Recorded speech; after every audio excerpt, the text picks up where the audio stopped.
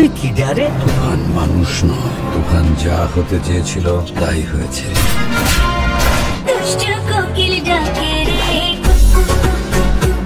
ওরে ভাই, শাকিব খান তার ফেসবুকে পোস্ট করলেন আর এক তুফানি তথ্য।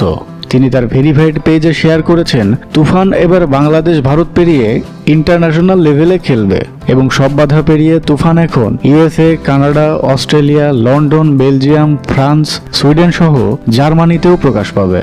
আগামী 28শে জুন মুক্তি পাবে এই 8টি দেশে। শাকিব খানের তুফান মুভি এতটাই ভয়ঙ্কর আকার ধারণ করেছে যে শাকিব খানের ক্রেজ এখন দেশের গণ্ডি পেরিয়ে বিদেশে। তবে যাই হোক, তুফান মুভিটা আমি দেখেছি।